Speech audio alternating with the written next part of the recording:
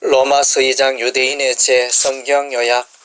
하나님의 심판에서 자유로운 자 없다. 2장 1절에서 11절. 다른 사람의 허물과 죄를 지적하고 판단하는 위치에 있다고 할지라도 결코 그 자신이 죄가 없어서 남을 판단한다는 말은 아니다. 이러한 자는 예수 그리스도의 산상수훈의 말씀에 귀를 기울여야 할 것이다. 어찌하여 형제의 눈 속에 있는 티는 보고 내 눈 속에 있는 들보는 깨닫지 못하느냐. 보라, 내 눈 속에 들보가 있는데 어찌하여 형제에게 말하기를 나는 내 눈 속에 있는 티를 빼게 하라 하겠느냐.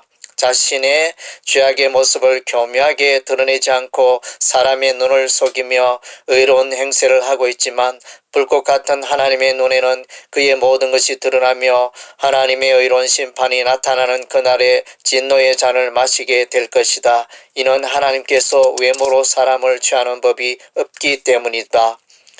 율법으로 말미암아 심판을 받으리라. 2장 12절에서 16절. 율법을 모르고 범죄한 사람도 있고 율법을 알고도 범죄한 사람이 있다. 율법은 죄인을 하나님의 심판에 이르게 한다. 율법을 온전하게 행하는 자가 의롭다 하심을 얻을 수 있으나 율법의 행위로서 의롭다함을 얻을 육체가 세상에 없다는 것이다. 또 하나님 앞에서 아무나 율법으로 말미암아 의롭게 되지 못할 것이 분명하니 이는 의인이 믿음으로 말미암아 살리라 하였음이니라. 이방인이든지 유대인이든지 자신의 죄로 말미암아 하나님의 심판대에 서게 될 것이다. 유대인들의 죄악의 오염. 2장 17절에서 29절. 유대인들은 율법을 의지하며 하나님을 자랑하며 율법을 알고 율법의 지식을 가지고 율법의 교사로서 살아가지만 율법을 행하는 일에는 관심이 없고 율법의 불순종에 익숙한 존재가 되었다. 그러면 다른 사람을 가르치는 내가 내 자신을 가르치지 않느냐. 도적질 말라 반파는 내가 도적질하느냐. 간음하지 말라 말하는 내가 간음하느냐. 우상을 가증히 여기는 내가 신전 물건을 도둑질하느냐. 아브라함의 자손이며 할례 받은 백성으로서 무할례자들을 경히 여기지만 그들의 범죄로 말미암아 그들의 육적인 할례는 무할례자와 동일하게 되었다. 대저 표면적 유대인이 아니요 표면적 육신의 할례가 아니라 오직 이면적 유대인이며 할례는 마음에 할지니 영에 있고 율법 조문에 있지 아니한 것이라. 그 칭찬이 사람에게서가 아니요 다만 하나님에게서니라. 묵상. 이 세상에서 죄에 관하여 하나님 앞에서 의롭다고 나설 수 있는 사람은 아무도 없다. 모든 사람이 죄를 범하였음에 하나님의 영광에 이르지 못하더니 유대인들은 이방인들을 정죄하며 이방인들의 피가 섞인 사마리아 사람들을 정오하며 살았다. 그러나 이러한 유대인들을 향하여 하나님께서는 회개하라고 촉구하신다. 내가 하나님의 인자하심이 너를 인도하여 회개케 하심을 알지 못하여 그의 인자하심과 용납하심과 길이 참으심의 풍성함을 멸시하느냐. 다만 내고짓고 회개치 아니한 마음을 따라 진노의 날 곧 하나님의 의로우신 판단이 나타나는 그날에 임할 진노를 내게 샀는도다. 하나님께서 율법대로 살라고 그 율법을 주셨지만 유대인들은 율법의 불신종으로 말미암아 율법의 정지에 이른 것이다. 율법에서 떠나 도둑질하며 간음하며 우상을 섬기는 죄악에 빠진 것이다. 율법으로 말미암아 의롭게 살아야 할 유대인들은 도리어 죄악의 구덩이에 빠져서 율법의 정죄를 피할 수 없게 된 것이다. 이로써 율법의 정죄로 피투성이가 된 유대인들은 그리스도를 소망하게 된 것이다.